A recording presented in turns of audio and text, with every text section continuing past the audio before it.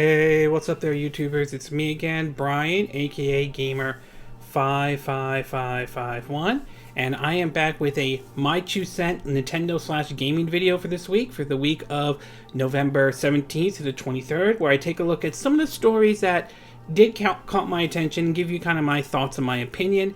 And we got 5 big ones to cover, including the situation with Stadia after its launch so far, the sales number, at least the sales report, at least in regards of Pokemon Sword and Shield, and also, of course, Bioware could be trying to do what they can to salvage Anthem, to be exact. But before we get to any of these stories, though, we'll do a quick rundown of what I like to view the quick My 2 cents, the parts where some of it kind of caught my attention to a certain degree. The first one we do want to talk about is the fact that apparently, despite earlier rumors that have been going around claiming that the redesign of Sonic in the upcoming Sonic the Hedgehog movie, which so far the response has been pretty good, whether that pays off in the end or not remains to be seen, was rumored to be at 35 million, but a report from Screen Rant, again linked down in the description down below, which they picked up, apparently points to the fact that the redesign only costs about 5 million, which obviously that's certainly much cheaper than the rumored 35 million. Still, it's going to be interesting to see how well the movie plays out when it comes out on February 14th. We also learned that Samurai Showdown, at least as far as the Switch version is concerned, will be released supposedly in the West early 2020, although supposedly Japan will get it in December. And on top of that, apparently there is a pre-order bonus, though. Now, for what I understand, I think this is only available on the eShop. I'm not sure if this will come with when the physical version happens, so we'll have to wait and see. But supposedly, the pre-order bonus is that you get the Samurai Showdown that was released on the Neo Geo Pocket. I mean, remember that one? That was like, oh my god, that was like back in maybe in the late 90s or something like that. Still, interesting bonus indeed on that one. We also learned, especially for those who are Half-Life fans or PC gamers, that Valve has announced a VR game called, I think, Half-Life Aulx, though. Again, I'm not really a big PC gamer, but it certainly is nice that it seems that Half-Life still lives, although I'm pretty sure a lot of Half-Life fans would have loved for Valve to do Half-Life 3 and so forth. So we'll see how this one plays out when it officially comes to supposedly the VR and so forth. We also learned that Tokyo Mirage Session will have some new content in the game as well, from a new dungeon to new costumes to new songs and so forth, which is certainly nice, though. But still, nevertheless, we now know that the game will be based off of the Western version, not the Japanese version, which, as some of you may have heard, not everybody was thrilled with that, to the point that Nintendo had to, at least in Nintendo Japan, had to offer a refund to some people who felt like they were misled and so forth. So we'll see how that plays out when the game comes out, I believe in January. And also, we're learning about rumors about the possibility that Capcom could be remaking Resident Evil 3, which, while it's not officially confirmed or anything like that, given how well Resident Evil 2 did so far in terms of sales and the overall positive response, I can't say I wouldn't be surprised if this turns out to be true. So far, the rumor is pointing to the fact the game will come out next year. Again, we don't know if that is true or not, so we'll have to wait and see. But I would say I would not be surprised if a remake of Resident Evil 3 happens, given how well people responded to the Resident Evil 2 remake.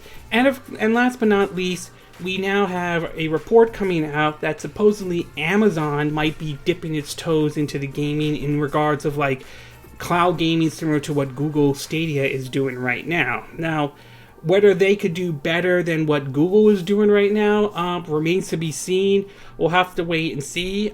Supposedly the report's saying they'll do something next year, so we'll see if this has to be maybe tied with something like Amazon Prime and so forth, and whether or not this actually clicks with people or not, because, and I'll get to the Google Stadia part, because right now, so far, whole cloud gaming courtesy of Stadia has not really sat well with a lot of people. Alright, with with the whole quick my 2 cent part now out of the way, we'll get started with our first part of our my 2 cent, and this one has to do with Bioware, especially with Anthem.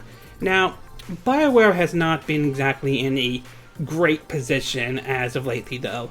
2017 Mass Effect Andromeda, which didn't exactly sit well with a lot of people. Some people reported bugs and glitches. Others say visually it wasn't that impressive. Some people point to the Frostbite engine that EA supposedly mandated that a lot of their games run on and so forth. So that game didn't sit very well. And then, of course, Anthem came out this year, which unfortunately that too did not sit well with a lot of people, though. Some were not happy with the endgame content. Others, about some people reported maybe like bugs and glitches. And then, of course, we had the infamous Jason Schreier from Kotaku report about the whole development, ranging from how the game wasn't in development that long as many people thought it would be, to the whole idea, the whole crunch time issue that really brought it up. So it really damaged Bioware, and it really damaged Anthem big time, to the point that they posted out a tweet, posted out an update basically saying that they have canceled, their roadmap to completely overhauling the game. And according to what Jason Schreier is writing on Kotaku, if what he's saying is true, it sounds like it sounds almost like they're trying to do what developers did to No Man's Sky and what Square Enix did to Final Fantasy XIV, I believe Stormbridge, if I'm saying the name correctly, though. In an article from Kotaku, courtesy of Jason Schreier, parts of it are saying that, quote, recent silence and a couple of high-profile departure from Bioware has led to fans and pundits to speculate that the studio has abandoned its most recent game, Anthem, but the opposite is true.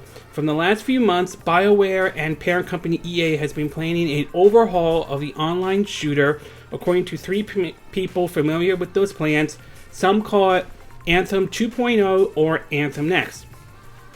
Many of the details are still in flux, and there's no clear timeline for Anthem's next project just yet.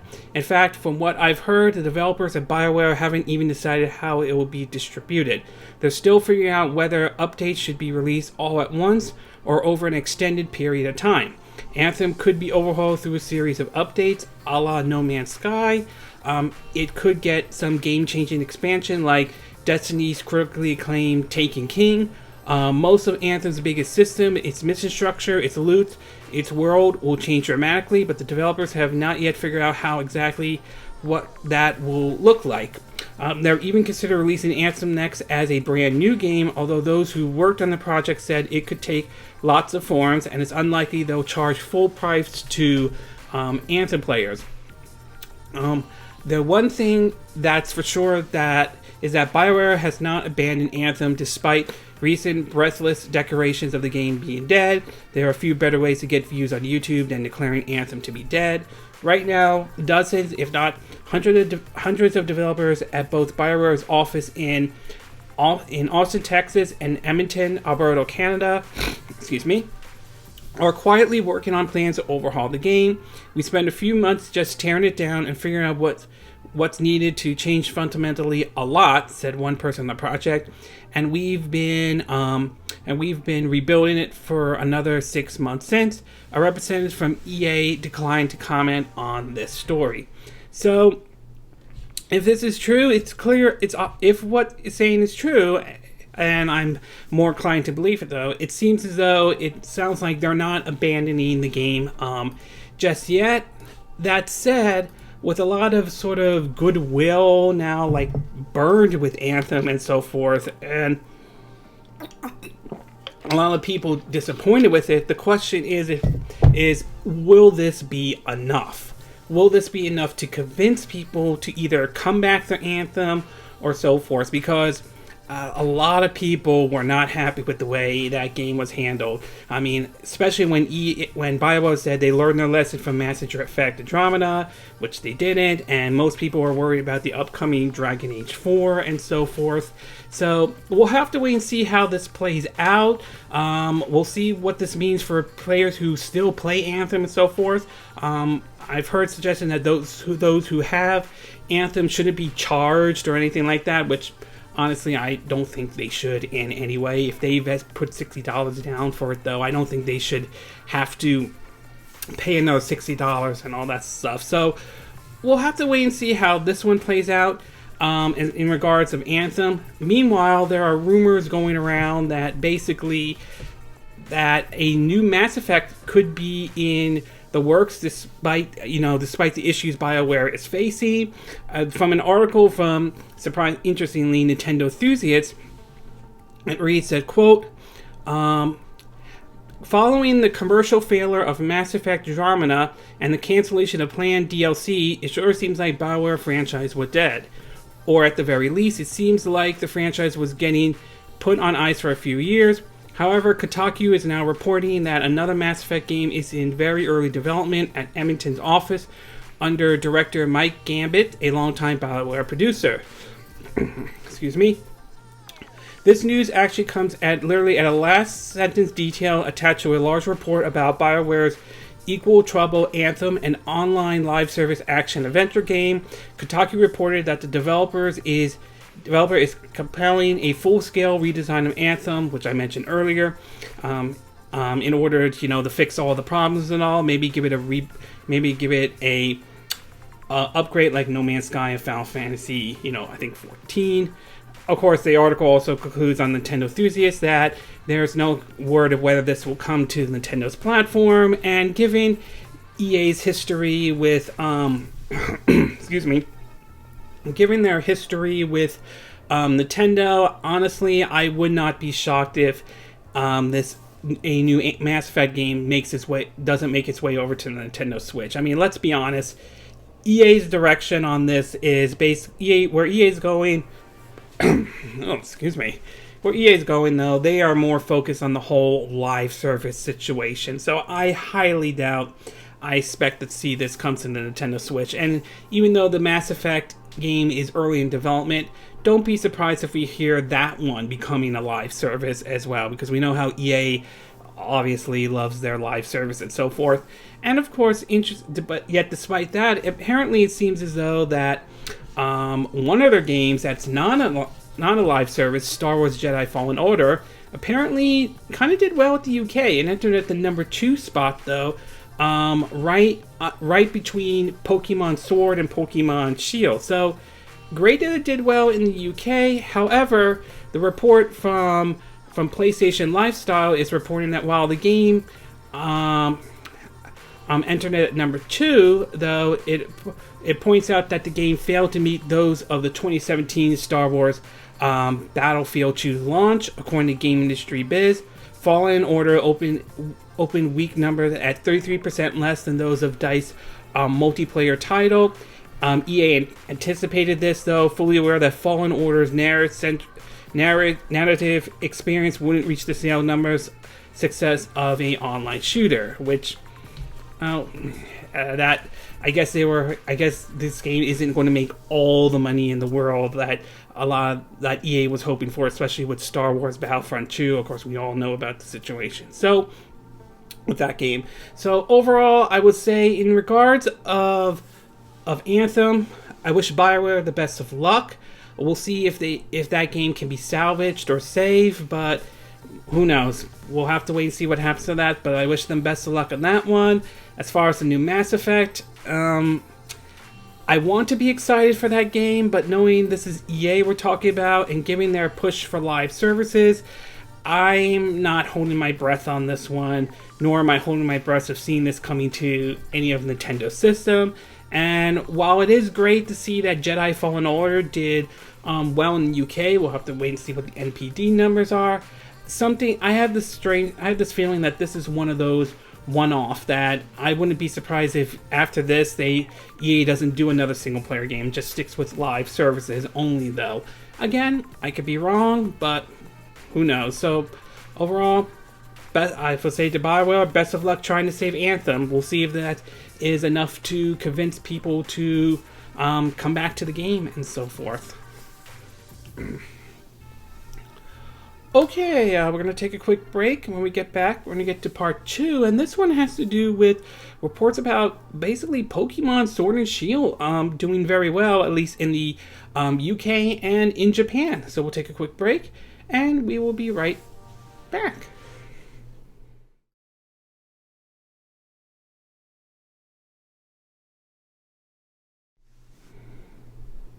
Okay, and we are back with part 2 of our My 2 Cent video for this week. And for this one, we're going to be taking a look at supposedly reports that Pokemon Sword and Shield has basically did very well, at least in Japan and in the UK so far. Now, I'm sure most of you have seen sort of the controversy surrounding Pokemon Sword and Shield. There have been allegations ranging from like the visuals or the trees aren't that impressive to basically it's not going to have all the Pokemons and so forth, or Game Freak is being lazy, Game Freak lied, and all that stuff. So there were certainly people on the internet that were not happy with the way Pokemon Sword and Shield, and there were obviously those who wanted Pokemon Sword and Shield to fail and all that. Well, if what we're hearing from Japan and UK is true, it sounds like despite some of the controversy, it doesn't seem to be enough to stop the fact that Pokemon Sword and Shield seems to be doing very well right now. In an article from Destructor, it reads that Pokemon Sword and Shield sells fast in Japan, further boosts Switch's hardware sales. According to the article, it says, according to a figure in Japanese publication Famitsu, Nintendo's Pokemon Sword and Shield sold a total of 1,364,544 combined physical copies during the first 3 days of release, including box releases, download cards, and the special dual pack. This number just beats out last year's Super Smash Bros. Ultimate's launch, which saw 1.23 million units sold in the same time frame. Of course, it should be noted that Sword and Shield are two individual listed titles, and thus some players will have to pick up both, boosting the numbers somewhat. Nintendo has also seen a spike in sales of Switch hardware, with over 180,000 consoles sold in Japan between November 11th through 17th. In the UK, Pokemon Sword and Shield both succeeding in debuting in the top 5 of the charts, making it the fastest selling Switch title to date. A similar spike in hardware sales in the UK has shifted some 90,000 Switch units in the last 120 days. Whichever way you choose to look at it, it's a successful start for Game Freak's latest venture into the Pokemon universe. So the game certainly has done well, but according to SlashGear, supposedly it's let's see if I can find that. I believe it's, while it certainly is good, supposedly it's lower. Let me check UK. Supposedly it's a little bit lower than Pokemon Sun and Moon. It's according to an article from Game Industry Buzz. Sorry, not SlashGear. I made a mistake on that one.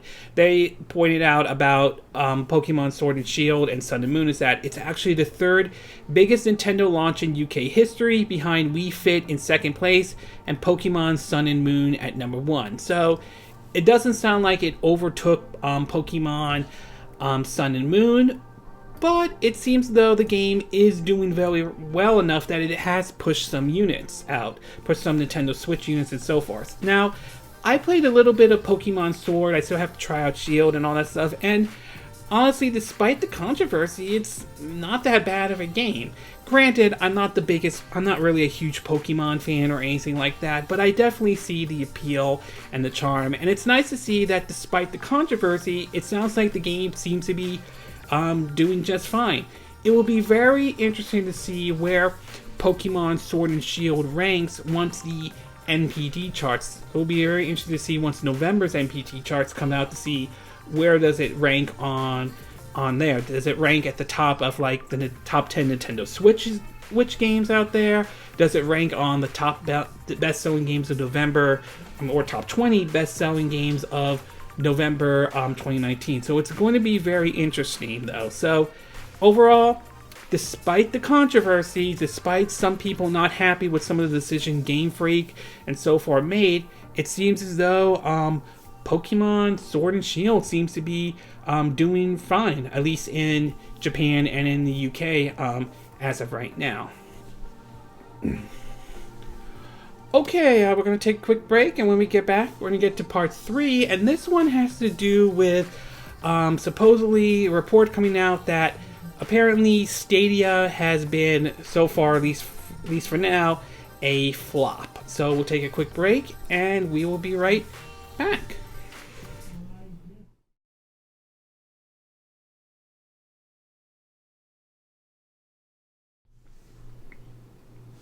Okay, and we are back with part 3 of our My 2 Cent video, and for this one, we're going to be taking a look at, well, it doesn't seem to be exactly a great situation in regards of Google Stadia.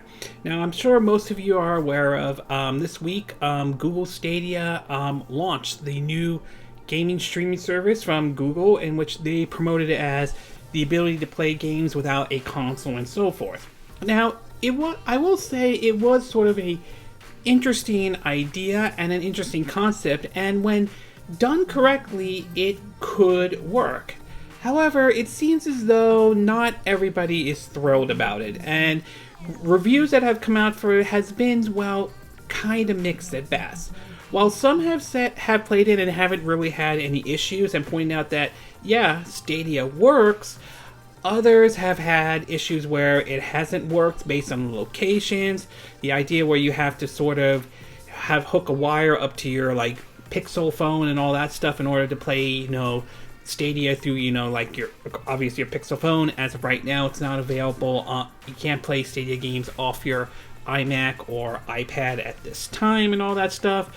To the fact that people who got their Stadia did not have their code to basically play any of the games and all that stuff, although now the codes have been sent out at this time. And to overall, it has just been a giant mess for Google right now in regards of Stadia. And if what Jason Strider of Kotaku, apologize if I'm not saying his name correctly, says is true, it looks like it became a failure or a flop, at least according to them. Now, granted, Google hasn't said anything at this time and all that stuff, but given Jason Schreier's previous report, I'm more inclined to believe. Now, there have been some articles on this, but most of it stems from a tweet that Jason Schreier put up on Twitter. And here's what he had to say. He said 2 things, though. First one is, quote, Google Stadia is out today, and it's already looked like a momentous. It looks like a flop. I've heard from one person involved that pre-orders were below expectations.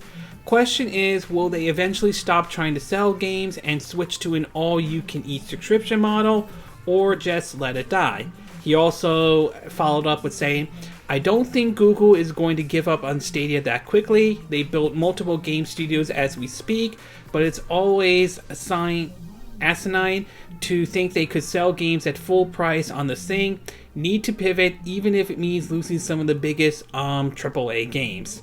So while we don't have the exact numbers, it seems as that, at least according to Jason Schreier, Google, apparently the whole Stadia thing is a failure. And honestly, I'm not hugely surprised. Look, I don't want the thing to fail. I didn't jump on the bandwagon to basically like, oh, I hate Stadia and so forth and all that stuff. But I won't deny the fact that Google had a tough hill to climb with this one, and apparently, based on everything that has come out so far, it pretty much sounds like this was a beta and this wasn't ready to go. It sounded more like they had to get it out for the holiday seasons and so forth. And right now, I do wonder about the future of Stadia, though, especially next year. Supposedly, the Stadia base will be out, which this one is that you don't have to pay. You don't have to pay for like $9.99 a month to use like 4K, the whole 4K and all that stuff. I mean, you could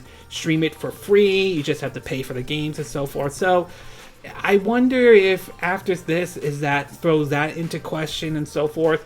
Not to mention we have Project xCloud from Microsoft, and of course, as I mentioned earlier, Amazon is jumping in on board the cloud streaming thing. So it kind of puts a black eye on the whole cloud streaming thing, but it also puts a black eye on Stadia as well.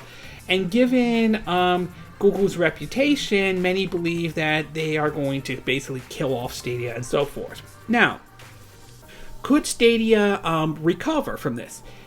It's a possibility. I mean, let's look at the Nintendo 3DS as a good example. That got off to a bad start, and that didn't perform as well for Nintendo earlier on.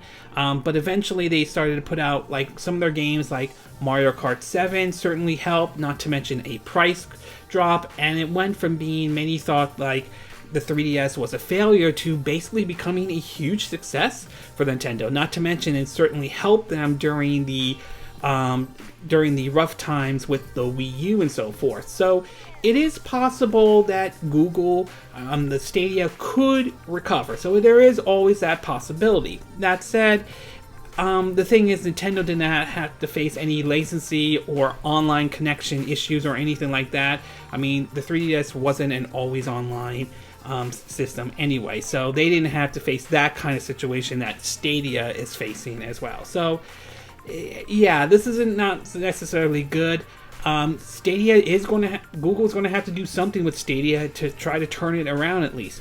Perhaps maybe go to a subscription-based idea. Perhaps maybe instead of charging $9.99 a month and then you have to buy the games, maybe they'll charge a certain price to get unlimited access to any of these games for a certain price for like a certain month, or do what Amazon did with Amazon Prime, which is, I think it's like $100 for a whole year or so forth. Or maybe do something like offer either a subscription-based approach or the base or the Stadia base approach, where you could stream for free, but you will have to pay for the games and so forth. So we'll have to wait and see what happens, but overall, not great for Google right now with Stadia though, and they're going to have to really try to figure something out to make Stadia either rebound, or although, like I said, I wouldn't be surprised if they kill it off. I mean, Google has a history of killing off some of their ideas that they have done, and I wouldn't be surprised this happens to Stadia. Personally, I hope it doesn't happen. I'm hoping Google may have Stadia rebound from this, but looking at history though, it just wouldn't be surprised if they killed off Stadia for good. Okay, we're going to take a quick break, and when we get back, we're going to get to part 4. And this one has to do with reports ranging from a new Saints Row game in the works to rumors that we could be seeing a new Crash game. So we'll take a quick break, and we will be right back.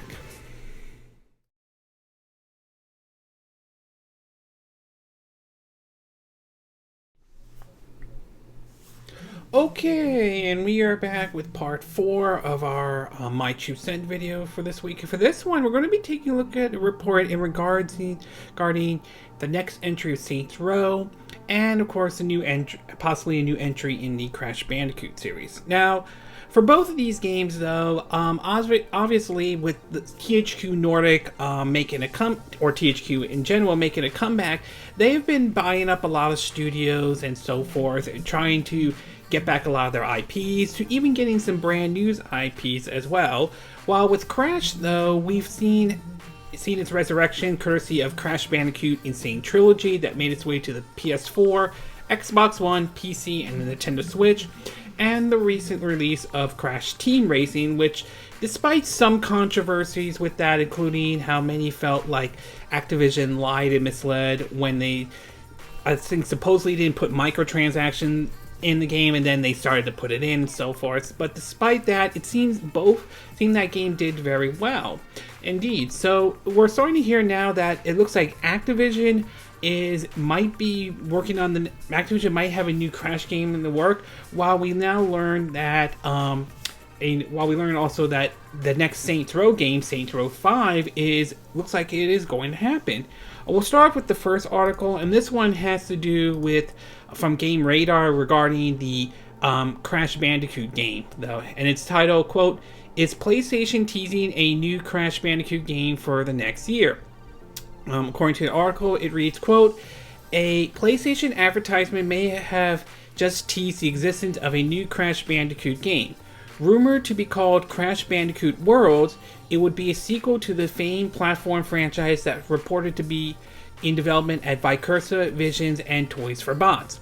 The most compelling evidence for the game comes in the form of a strange mask seemed to follow Coco in PlayStation It's Time to Play commercial, spotted from the 0.11 mark onward. While the mask has been a mainstay of the Crash Bandicoot series since the 1996 original, this floating head is a completely fresh face that, as far as fans can tell, has never been seen before from the Marsupil's esteemed history." Nicholas Cole, character artist at Toys for Bob, has also coyly acknowledged the mask's unexpected appearance when asked about it on Twitter, while the Spiral Reignited Trilogy studio itself accidentally leaked its own concept art for a new Crash Bandicoot game earlier this year, adding further momentum to the rumor mill. In addition, another PlayStation advertisement, this time spotted across a number of buses in the UK, also appeared to reveal a new and improved look for Crash, leading many to speculate that the character's upgrade model for his upcoming follow-up. Meanwhile, all these clues collaborate with a new reported rumor about a Crash game in the works, leaked by the same source who accurately revealed the existence of Crash Bandicoot Insane Trilogy and Crash Team Racing Natural Fuel.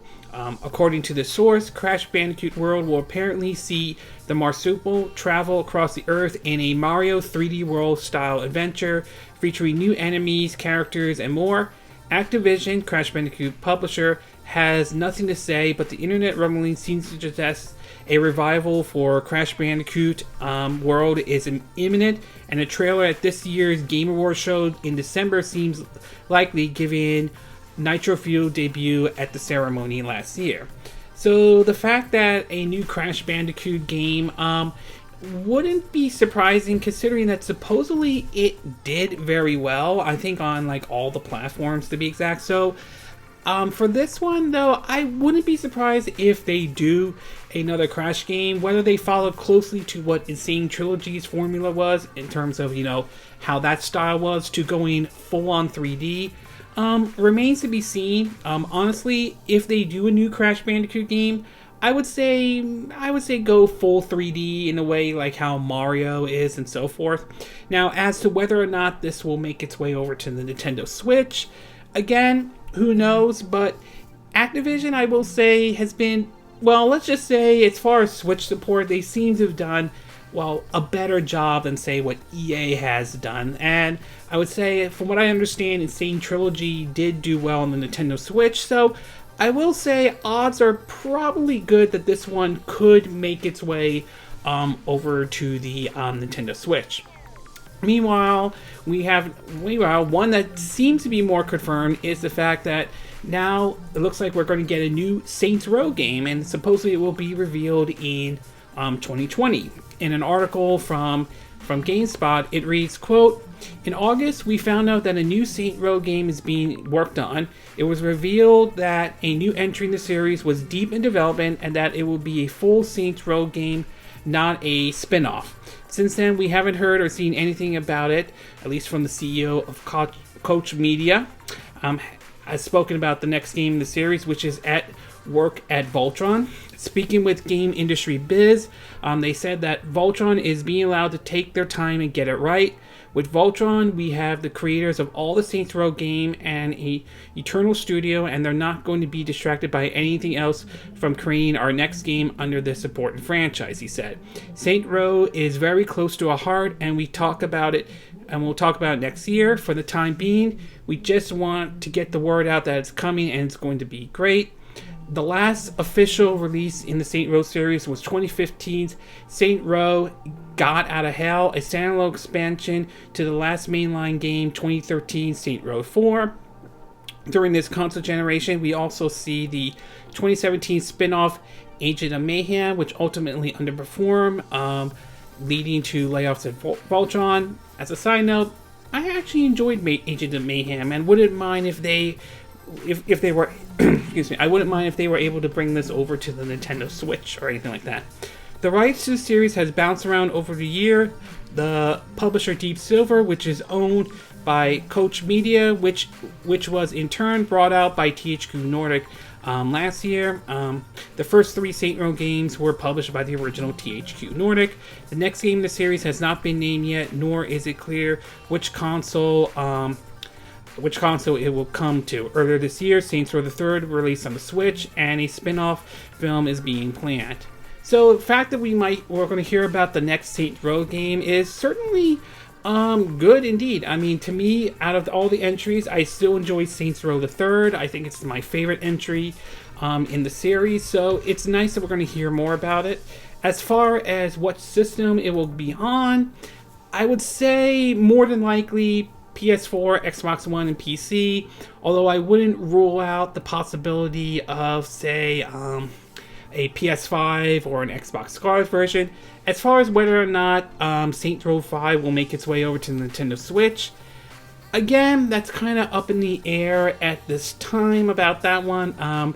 It's possible it could come over, but not everyone was happy with the Switch port of Saints Row the Third, considering that the version they launched was not playable for a lot of people, although some of the patches have kind of fixed and improved in some areas. Nevertheless, it kind of left, for some Switch owners, it kind of left a bitter taste in their mouth, though, so it's unclear if it happens or not. Personally, I would like to see Saints Row 5 come to Nintendo Switch, not to mention Saints Row 4, and of course Agent of Mayhem that I mentioned as well. I would love to see those games come to Nintendo Switch, but we'll have to wait and see. And like I said, like I said earlier, I think I feel like the rumored Crash game, if it turns out to be true, I think that one has a better chance coming to the Nintendo Switch. So overall, great that Saints Row 5 is happening. Hopefully we'll hear more information on that soon. It'll be interesting, and it will be interesting if the rumors about the new Crash game turn out to be true. If it does, I would like to see that on the Nintendo Switch if that ever happens. Same with Saints Row 5, but we'll have to wait and see. So overall, hoping the Crash rumor turns out to be true, and looking forward to hearing more information about the next Saints Row game, especially if they call it Saints Row 5, which honestly I believe that's the direction they're going with. Okay, we're going to take a quick break, and when we get back, we're going to get to part 5, and this one has to do with a bit of controversy in regards of the 2019 Game Awards. So we'll take a quick break, and we will be right back.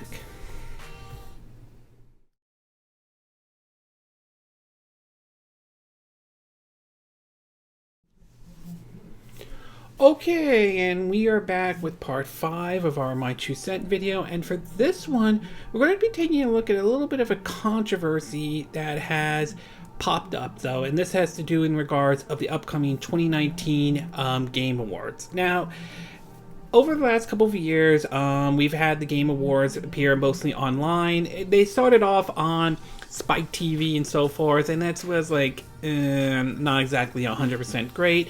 And then I think what's his name again? I keep saying Jeff Kesley.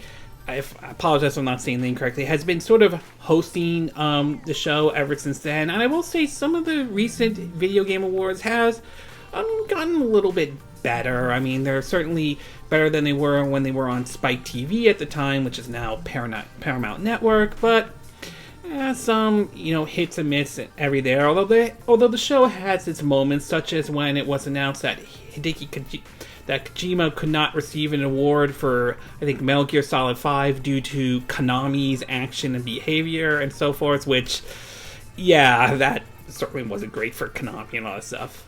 Well, recently, it turns out to be that there is some controversy going around on this, and this has to do all with the whole situation in regards of Death Stranding. First of all, in an article from International Business Times, when you look at when you look at a lot of that was a lot to say. When you look at a lot of the list of who are getting nominated, you have a couple of them. Death Stranding is nominated for Game of the Year. It's also nominated for Action Adventure Game. It's also nominated for Art Direction. It's also nominated for Audio Design. It's also nominated for, let's see if I can find the other ones. Let's see. It's also nominated for Game Direction. It's also nominated for, let me see, Narrative. It's also nominated for Performance. And let's see what else. Scores and Music. And several, and pretty much it's been, for what I understand, it's been nominated for 9 awards and so forth. Well, not everyone sees. Sorry about that.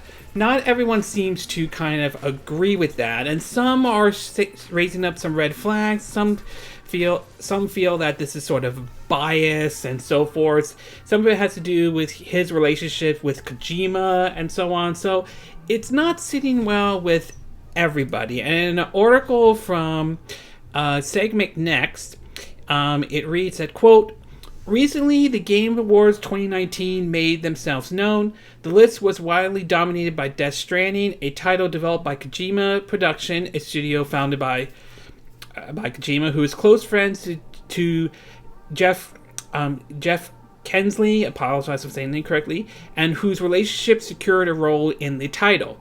This made many think that the Game Awards 2019 were arranged in favor of the Japanese creative and questioned Kensley about it.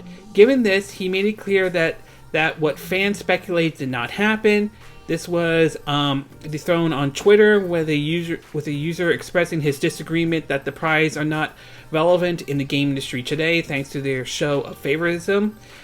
It was precisely Kensley who answered back on that argument and pointed out they had nothing to do with it.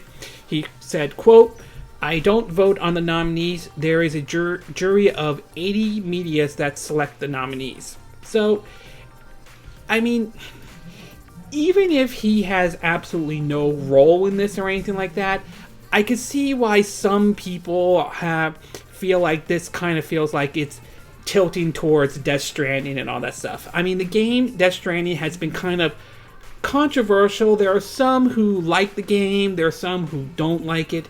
Anything like that. Some feel it had too much hype.